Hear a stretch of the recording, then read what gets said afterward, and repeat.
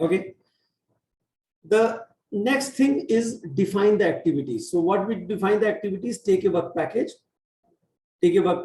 and work package is a deliverable. So I have to identify how this deliverable will be produced. So I have to identify the activities which I will, if I perform, I can complete, I can prepare this module and can be delivered, this work package. For example, there is a software develop cash flow module.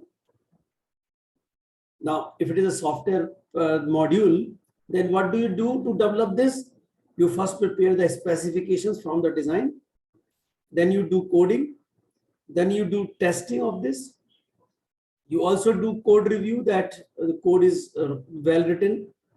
And if you find some unit testing issues in the unit testing of code review, you do a rework. And once your rework is done, it is verified, then my module is ready. So I put up a minor milestone called development completed. That is the workflow module development is completed. So milestone comes in two places, like when we are talking about the charter in the beginning, we were there also we're talking about there should be a milestone plan, but those are major milestones for entire project. Now within these major milestones, I keep putting up the minor milestones which shows the progress, that how much it is completed. Okay. So what is defining the activity process is all about? It is about decomposing the work package into activities to be performed to complete this work package. Now, when you identify the activities, you will get a list of activities, and every activity is defined with the activity attributes. What are those activity attributes? Like ID of the activities, like we have a WBS ID. Here it is an activity ID. Which WBS it's part of? Name, description, what is this activity? Any predecessor, any successor? What are the relationship with the other activities? Who are the resources? When it will be starting, when it will be ending, any constraint, any assumption related to this. All these things are documented as part of the activity attributes. As you progress, initially when you identify the activities, you're probably having activity ID, WBS, and name and description. As you put the sequencing, you get the predecessor and successor, lead and lag. As you identify the resources, assign the resources, you identify the resources. As you schedule this activity, you get the start and end date also. And during this time, if you made some assumption, identify some constraint, that also be documented.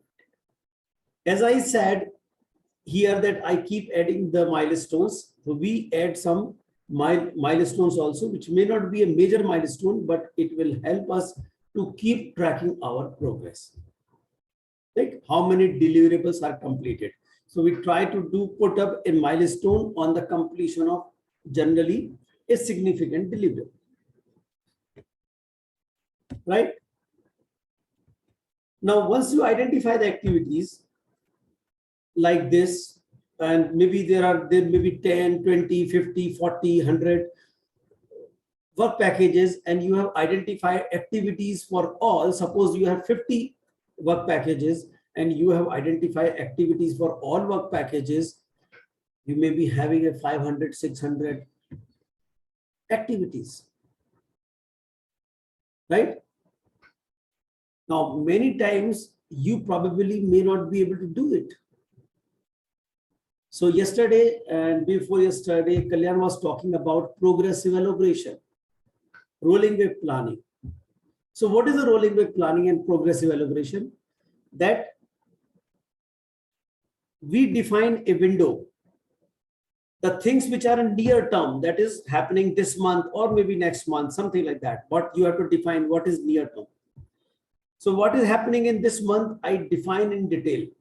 So I take the work package which are falling into this month or maybe next month, and I try to decompose this into activities.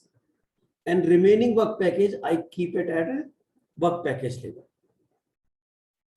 As I progress, my window also progress, right? As I progress, so like Kalyan was talking about the progressive elaboration and rolling web planning. So what is rolling web planning?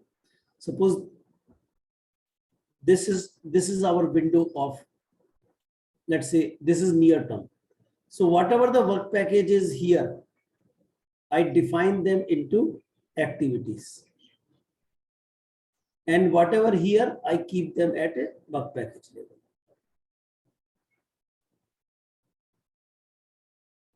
After a certain time, my window moves here. I move a little bit here. I define activities here as well. Then I also further go ahead and then define activities here. Then I further go, as I move, I keep elaborating more and more. Maybe after a certain time, I will be in the position to elaborate on remaining work packages. But initially, at least it is not happening. Right? This is called progressive elaboration. This is called rolling web planning. So progressive elaboration means as you move forward, you get to know more and more about the project. And progressive and the rolling web planning is actually a method to handle progressive elaboration. So rolling web planning, please define in detail what is in near term, what is near to you, and what is far, keep it at a higher level.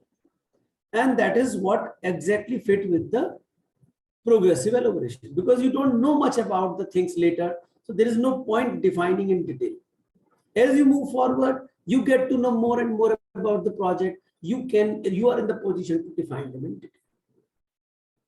So when you are defining activities, you probably can do this. And especially those projects which you might have not done in past. They are new to you. You do not have much experience with these projects. You don't know what is going to happen tomorrow. And therefore, things are uncertain and elaborate and unfold successively, progressively. For the projects you keep doing your day in, day out, and if another such project comes, probably that kind of progressive elaboration is not required. Right? You can consider this in a similar manner, like there is a long gallery. There is a long gallery and it's completely dark. Now, as you enter the gallery, you switch on the light, which is where you have reached. So you can see up to certain distance. So you can move to that certain distance and switch another light, which allow you to move another some certain distance, right? And then you reach there and switch on the light once again, so you can see further in that. And that is, we call it progressive elaboration. As the light on, you can see further, you can actually move further.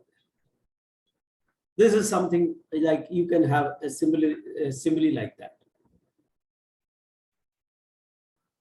Right? Now it comes to the sequencing these activities. Why we need to do the sequencing?